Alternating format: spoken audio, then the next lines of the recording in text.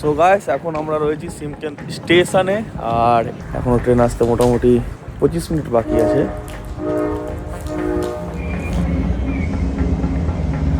আমাদের ট্রেন চলে এসছে সিমকেন টু তাসকেন্ট যাওয়ার জন্য। ট্রেনটা অরিজিন হচ্ছে আলমাটি থেকে ট্রেনটা আসছে।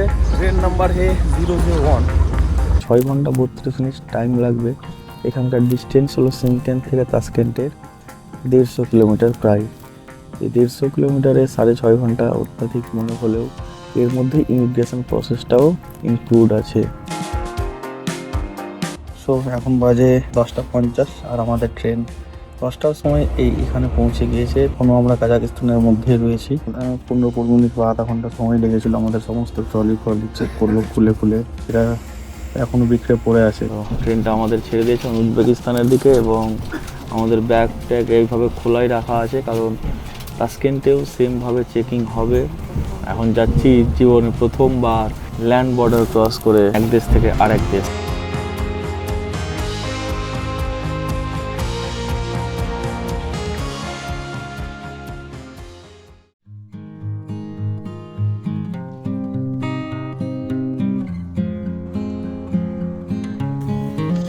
তো বন্ধুরা, সাত সকালে এখন বাজে 5:10। তোমাদেরকে সবাইকে গুড মর্নিং। এখন আমরা দাঁড়িয়ে আছি ট্যাক্সির জন্য। আমরা যাবো সিমকেন রেলওয়ে স্টেশন এবং সেখান থেকে আমাদের তাসকেন্টের ট্রেন আছে সকাল 6:26। তো রাত্রিবেলা ঘুম একদমই হয়নি, 1.5-2 ঘন্টার ঘুম হয়েছে। চোখ টোক একদম টান হয়ে চলছে। কোনো রকমে জাস্ট উঠে যাচ্ছি। এই অবস্থা প্রত্যেকের সেম অবস্থা। এরা মোবাইল ঘাঁটছিল, বরুণদা হাসি ওর মোবাইল ঘাঁটছে, আমিও ঘাঁটি। এইভাবে করে তো রাত্রেবেলা গেল।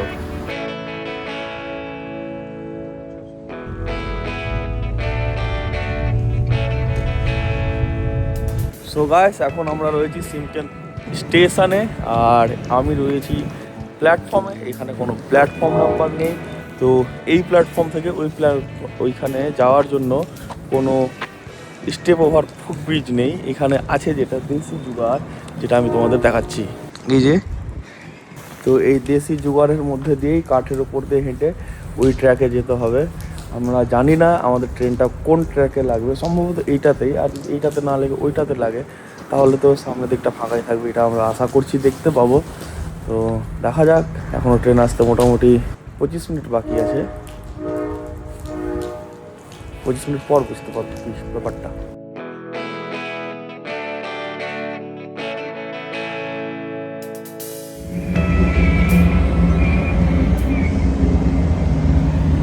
তো हमको अभी इधर से जाना पड़ेगा। তো আমাদের ট্রেন চলে এসছে সিমকেন টু তাসকেন্ট যাওয়ার জন্য। ট্রেনটা অরিজিন হচ্ছে আলমাটি থেকে ট্রেনটা আসছে। আমাদের কোচ নাম্বার আছে 23। এখনও কোচ নাম্বার তো শুনতে পাচ্ছি না। হ্যাঁ, 0017 ये 7वां कोच। ट्रेन नंबर है 001। ये 9वां, ये 10वां, फिर 11वां। अच्छा हाँ, ये है 12वां कोच। और ट्रेन ले लगा दिए से ब्रेक। अब हमको थोड़ा रेस पकड़ना पड़ेगा ये बैग को लेकर। সো আমাদের ট্রেন ছেড়ে দিয়েছে একদম সঠিক সময় 6:26-এই। এই ট্রেনটা অ্যারাইভাল আছে তাসকেন্টে দুপুর 12:58, মানে 6 ঘন্টা 32 মিনিট। এই 6 ঘন্টা 32 মিনিট টাইম লাগবে। এখানকার ডিস্টেন্স হলো সিমকেন থেকে তাসকেন্টের 150 কিলোমিটার প্রায়।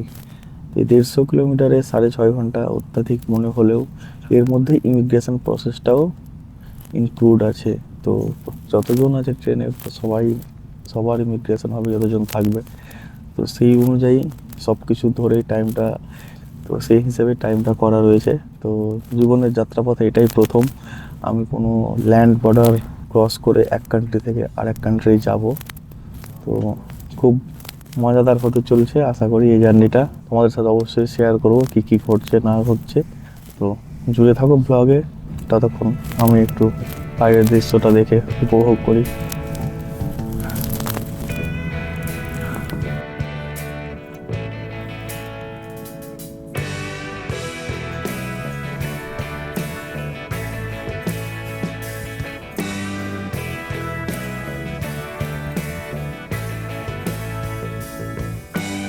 তো এখন বাজে সকাল 10টা আর আমাদের ট্রেনটা এসে থেমেছে।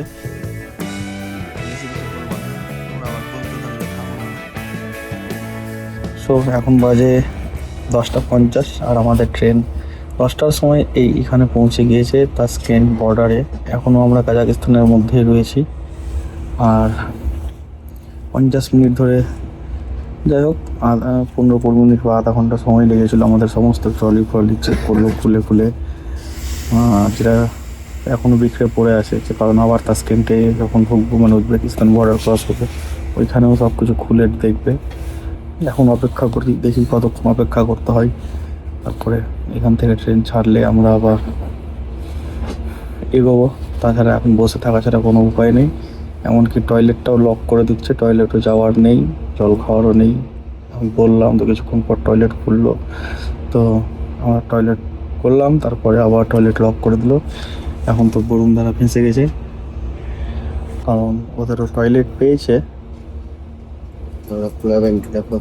বর্ডার ফোর্স এসেছিলো নিয়ে, কুকুরের সঙ্গে বেড়াচ্ছে, লাইট মেরে মেরে সব খুলে উধরে আজরে দেখলো। পাসপোর্টে আমাদের এখান থেকে আউট এন্ট্রি করলো, মানে সিল মেরে দিল। এখন ওয়েট করতে হবে। 55 মিনিট পর আমাদের ট্রেনটা চলতে শুরু করলো। সো কাজাকিস্তানের বর্ডারে, মানে তাসকেন্ট ঢোকার আগে যে বর্ডারে চেকিং হয়, সেইখানে আমাদের ট্রেন 55 মিনিট দাঁড়িয়েছিল। সকাল 10টায় ঢুকলো এবং 10:55 এখান থেকে ছাড়লো। এর মধ্যে ওরা এসে ইমিগ্রেশন কাস্টমসের লোকজন এসে, বর্ডার সিকিউরিটি ফোর্স এসে আমাদের সমস্ত ব্যাগ ট্যাগ খুলে চেক করলো। একটা কুকুর ছিল সাথে, যে এদিক ওদিক দড়িয়ে বেড়াচ্ছে, শুকছে সব কিছু, যদি কোনো ইলিগাল কিছু যাচ্ছে কি না সাথে, সেগুলো দেখার জন্য। এবং আমাদের প্রত্যেকটা ব্যাগ খুলে চেক করা হয়েছে। আর তারপরে কি, ইন্ডিয়ান শাহরুখ খান, এই তো চলতেই আছে। শাহরুখ খানকে কেউ চেনে, আর মিঠুন চক্রবর্তীকে সবাই চেনে। তো মিঠুন চক্রবর্তী কিছু করে গেছে, যেমন জিমি। তো ট্রেনটা আমাদের ছেড়ে দিয়েছে উজবেকিস্তানের দিকে, এবং আমাদের ব্যাগ ট্যাগ এইভাবে খোলাই রাখা আছে, কারণ তাসকেন্টেও সেমভাবে চেকিং হবে। আর সেই জন্য আমরা এখনও কিছু লাগাইনি, যে ওখানে চেকিংয়ের পরেই আমরা লাগাবো, এই চিন্তা ভাবনা রেখেছি। এমনকি এইখানে যখন ট্রেনটা দাঁড়িয়েছিল, তখন জল খেতে যাওয়া বা টয়লেট যাওয়াও কাউকে অ্যালাউ করেনি সিট থেকে ওঠা। তো আমি শুরুতে বলেছিলাম টয়লেট যাওয়ার কথা, তো সব কাজ যখন হয়ে গিয়েছিল কাস্টমস অফিসারদের, আমাদের পাসপোর্টে আউট এন্ট্রি মেরে দিয়েছে, এগুলো করার পর টয়লেট খোলালো। আমি টয়লেট করে আসলাম, জাস্ট 1 মিনিট পর আবার একজন এসে লক করে দিয়ে চলে গেল। এই পরিস্থিতি। এখন যাচ্ছি জীবনে প্রথমবার ল্যান্ড বর্ডার ক্রস করে এক জায়গা থেকে আরেক জায়গা, মানে এক দেশ থেকে আরেক দেশ।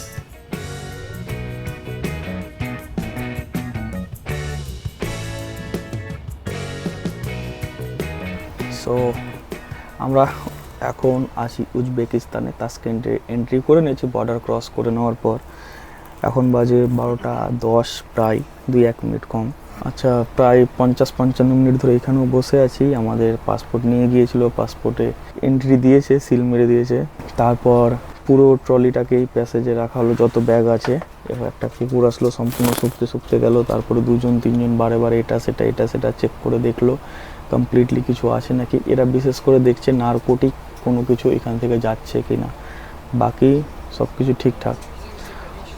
নারকোটিক মেডিসিন হোক, এটা হোক, যাই হোক। তো এই সব কিছু প্রসেস শেষে এখন দাঁড়িয়ে আছি ট্রেনটা ছাড়ার অপেক্ষা। ছাড়ার পর হয়তো 10-15 মিনিট বা 20 মিনিট ম্যাক্সিমাম স্টেশন পৌঁছাতে, দিয়ে আমরা নামবো।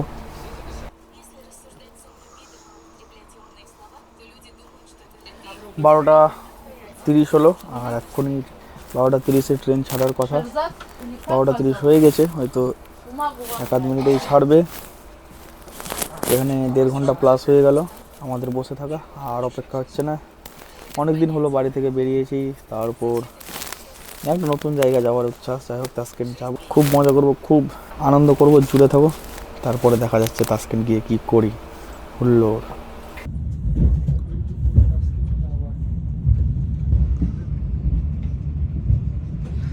তো বন্ধুরা, আমরা এখন তাসকেন্ট পৌঁছাতেই আছি। আমরা তাসকেন্ট টাওয়ারের একটা ঝলক দেখতে পেলাম। সেটা তাসকেন্ট টাওয়ার আমরা জানতাম না, আমাদের একজন সহযাত্রী বলে দিল এটা তাসকেন্ট টাওয়ার।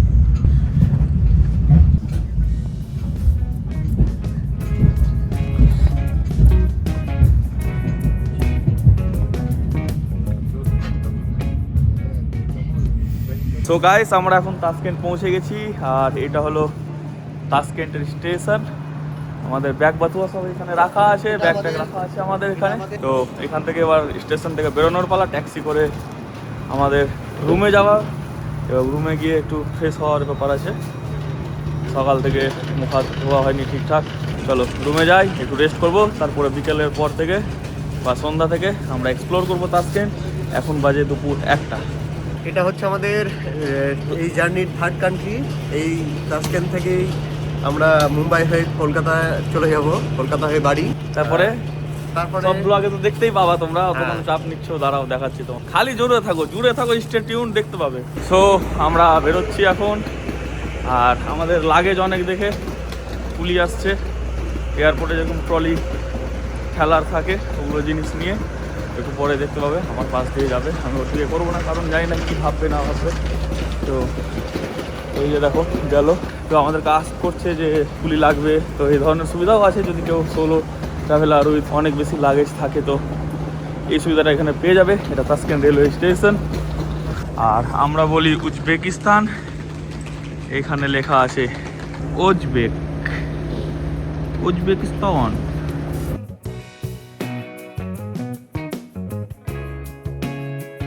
এখানেও রয়েছে হেঁটে রেল লাইন ক্রস করো আর কি, এই যে রাস্তা করে দেওয়া আছে। তো চলকে রেল পাটরি ক্রস করছি আমরা।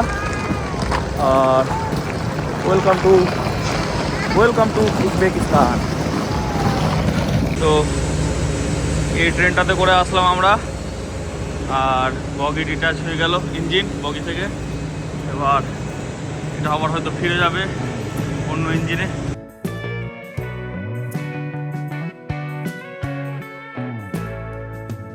তো স্টেশনের বাইরেই আমরা আমাদের কাছে যে কাজাকিস্তানের টেঙ্গে ছিল সেই টেঙ্গেগুলো চেঞ্জ করে নিচ্ছি স্টেশনের বাইরেই। এখানে টেঙ্গের বদলে সোম দিচ্ছে, যেটা এক টেঙ্গে সমান 20 সোম এরা দিবে।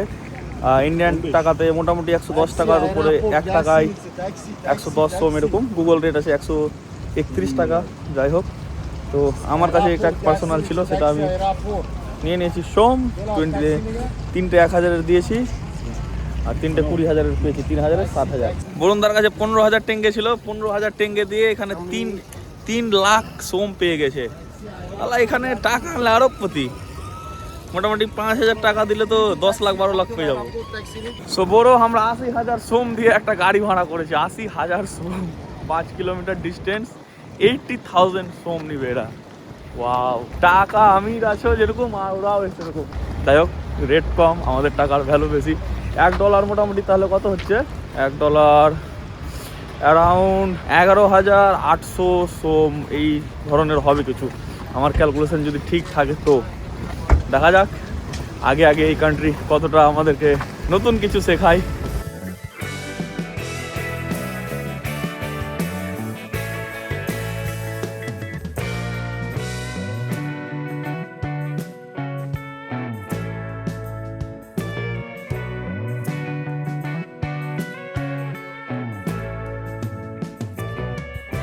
বন্ধুগণ, আমরা চলে এসেছি কাজাক রেসিডেন্সিতে।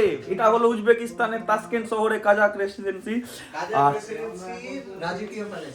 কাজাক রেসিডেন্সি রাজকীয় প্যালেস হচ্ছে এটা, দেখতে একদম পুরো রাজকীয়র মতো লাগছে। আমি তোমাদের দেখাচ্ছি, একদম রয়্যাল ভাব। আর প্রত্যেকজন ব্লগার এখানে ব্লগ করতে ব্যস্ত হয়ে গেছে। This is the bedroom we have, and sliding doors, and this is kitchen, washing machine and fridge, nothing left. সোফাটা আর टीवी टा এই জায়গা झूमर, वेरी गुड जी, वेरी गुड। और हम लोग अभी दिखेंगे बाहर का नजारा।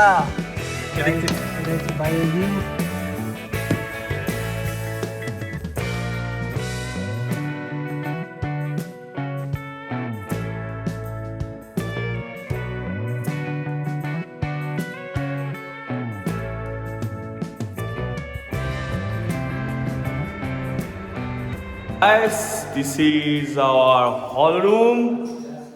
এখন আমরা বেরোচ্ছি একটু ওয়ার্কআউটের জন্য, নট ওয়ার্কআউট, আমরা এখন একটু হেঁটে হেঁটে ঘুরু ঘুরু করবো। আমরা একটা রাজকীয় প্যালেসে রয়েছি, দেখে তো তাই মনে হচ্ছে। বাইরের লবিটা সেরকম না হলেও ভেতরের ডেকোরেশন তো দেখিয়েছি তোমাদের। এবার আসি লিফটের পালাই। হচ্ছে লিফটের দরজাতে একদম আয়নার মতো আমাদেরকে দেখা যাচ্ছে একদম। 8वें तला पे आ गया है लिफ्ट, 10 নম্বর তলায় আছি আমরা। তো কাজাকিস্তান রেসিডেন্সি অ্যাপার্টমেন্টটা বাইরে থেকে লুকটা ঠিক এইরকম। এদিকে একটা টাওয়ার, মাঝখানে একটা টাওয়ার, এদিকে একটা টাওয়ার, 3টা টাওয়ারই এক এক প্রত্যেকের সাথে কানেক্টেড। আর বড় থেকে আর বাইরে থেকে একটা প্যালেস টাইপের লুক দিচ্ছে এটাকে। এটা আমি একটু সামনে গিয়ে টোটাল ভিউটা ক্যাপচার করছি।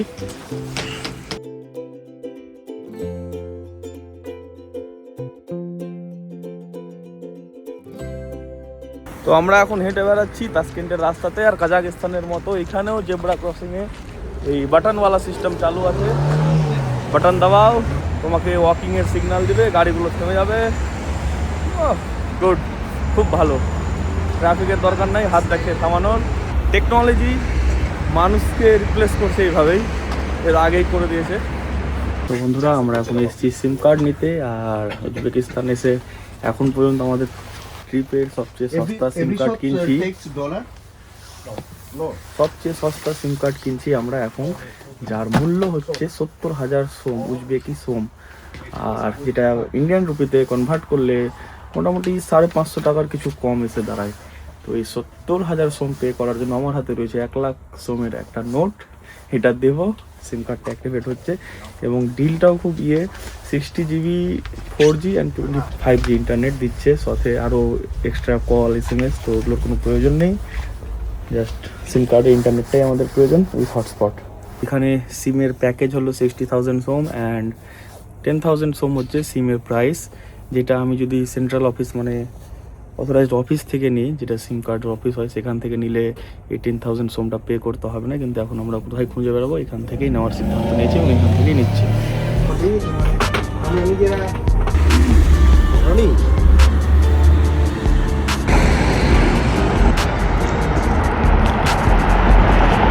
তো গাইস, আমার পেছনে যে এই ঝকঝকে টাওয়ারটা দেখতে পাচ্ছ, সেটাকে বলা হয় উজবেকিস্তানের টিভি টাওয়ার। এখানে উপরে একটা রেস্টুরেন্ট আছে। আর এখন বর্তমানের ভিউটা আলাদাই কালারফুল।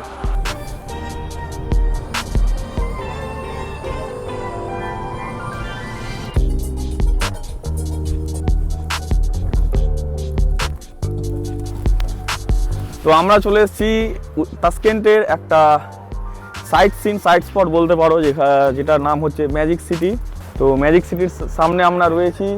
জাস্ট এরপরে ভেতরে গিয়ে এক্সপ্লোর করবো, এখানে কি আছে না আছে সব কিছুই তোমাদের সাথে দেখাবো। তার আগে আমাদেরকে এখানে এন্ট্রি নিতে হবে, আর গিয়ে দেখাচ্ছি। সম্ভবত এখানে কোনো এন্ট্রি টিকিট লাগে না এবং এখানে অনেক ধরনের ফান গেম প্লে সব কিছু আছে। যাই হোক, আমি গিয়ে ওখানে এক্সপ্লোর করবো। আমি নিজেও জানি না, শুধু জানি ম্যাজিক সিটি আছে। তো যাই ম্যাজিক সিটির ভেতরে।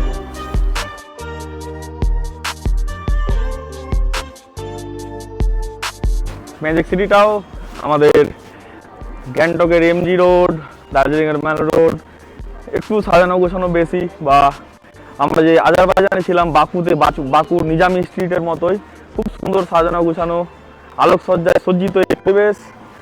আর আশেপাশে সব ধরনের শপ রয়েছে। আমি ঢুকতেই এখানে একটা এই জুতার দোকান আর একটা জামা কাপড়ের দোকান পেয়েছি, এবং সেম ফিলিংস ভাইবস ওই ইউরোপিয়ান স্ট্রিটসের মতোই। আর এখানে সব কিছুতেই কোকাকোলা আর পেপসির মনে হচ্ছে দবদবা রমরমা বাজার, সব কিছু স্পন্সার। ওই বিল্ডিংয়েও দেখছি কোকাকোলা, এখানে এসে দেখছি পেপসিকো বা পেপসির ব্র্যান্ডিং রয়েছে সব জায়গায়। তো এইখান থেকে আসছে এই পেপসির লাইট এটা। আর ওপরেও খুব সুন্দর আলোকসজ্জা, এই পেপসির লোগো।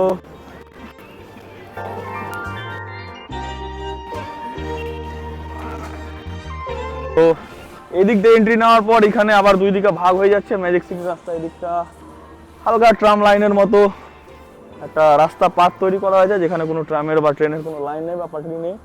তো আর সামনের দিকে যেটা চলে যাচ্ছে একদম ডিজনিল্যান্ডের মতো ফিল দিচ্ছে। ডিজনিল্যান্ডের ভিউটা আমি তোমাদের দেখাচ্ছি। 1 2 3 টানটানা।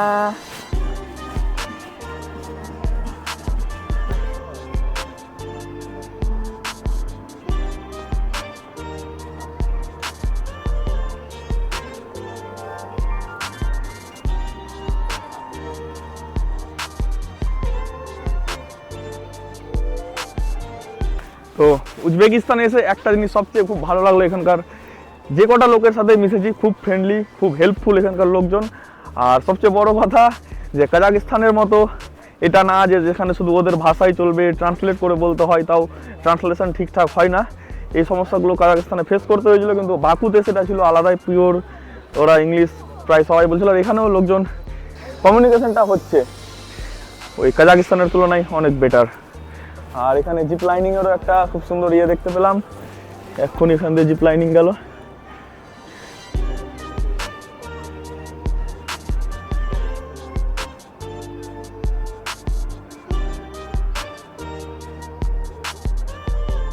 তো এইখানে এসে আমরা দূর থেকে ভাবছিলাম যে এখানে আসার পর নিচে হয়তো কোনো একটা গর্ত রয়েছে এবং নিচে কোনো সিটি টাইপের স্ট্রাকচার করা হয়েছে, কিন্তু না, এখানে এসে আর একটু কাছে এসে দেখতে পেলাম যে না, এখানে সম্পূর্ণটাই জল রয়েছে এবং জলের মধ্যে সামনের স্ট্রাকচারটার খুব সুন্দর প্রতিচ্ছবি ভেসে উঠছে।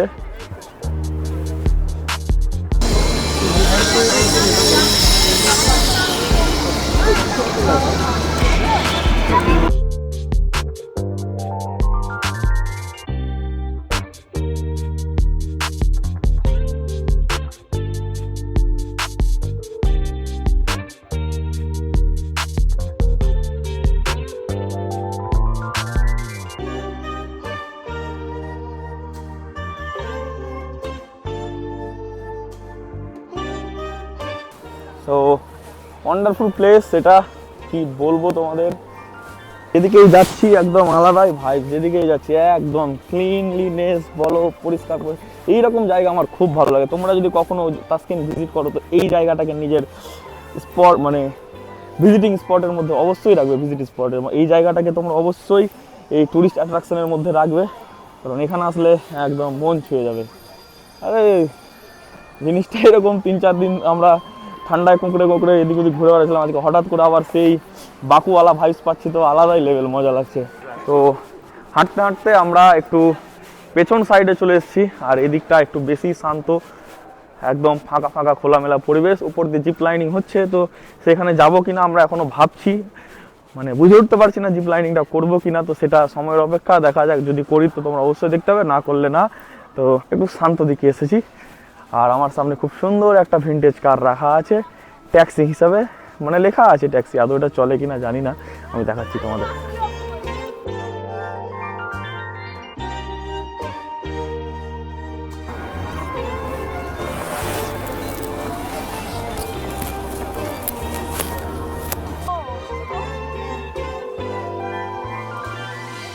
তো গাইস দেখতে পাচ্ছ এদিকে একটা ছোট্টখাট্টো ট্রেন চলারও ব্যবস্থা রয়েছে, ঠিক আমাদের পার্কের মতো, কিন্তু ওখানে ট্র্যাকের ওপর চলে আর এখানে নিজেই গোল গোল ঘুরছে।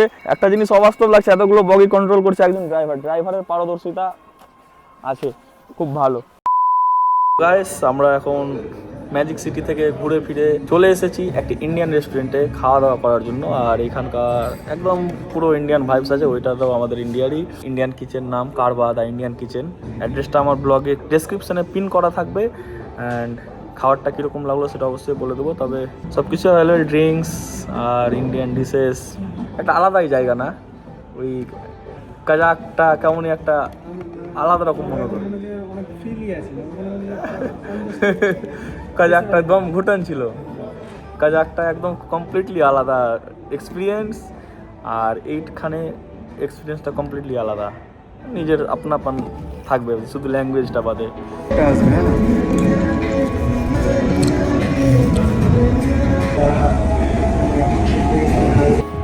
সো খাবার দাবার খেলাম, খুব সুন্দর টেস্টি খাবার ছিল। যাই হোক, মশলাটা অনেক দিন পর ইন্ডিয়ান ফিল দিল। যাই হোক, খুব টেস্টি খাবার লাগলো। এখন রেস্টুরেন্টের বাইরে বেরোলাম। আর সবচেয়ে বড় ব্যাপার হলো যে আমরা এখানে ভাবছিলাম যে কোয়ান্টিটি খুব কম খাবারের, তো 2-3 বার বলে 2-3 জনের সাথে কথা বলে জানতে পারলাম যে না উজবেকে কোয়ান্টিটি এটাই, এবং এদের কোয়ান্টিটিটা এরা বলতে চাইছে যে না আমাদেরটা তবু অনেক বেশি আছে, আমাদের চেয়ে তুমি কোথায় বেশি পেয়েছো শুধু বলো, এরকম একটা কথাবার্তা বলছিল। তো আমরা বুঝলাম হয়তো হ্যাঁ আমাদের ফার্স্ট টাইম ইন উজবেকিস্তান হতে পারে, যে আমরা কম্পেয়ার করছি ইন্ডিয়ার সাথে। তো ইন্ডিয়ার একটা রেস্টুরেন্টের পোর্শনে যা কোয়ান্টিটি থাকে সেই কোয়ান্টিটিটা এখানে নেই, কিন্তু আমাদের ইন্ডিয়াতে কি হয় 1 পোর্শন 1.5 জন এরকম ব্যাপার, এখানে 1 পোর্শন হার্ডলি 1 জন, মন ভরে পেট ভরে হবে না।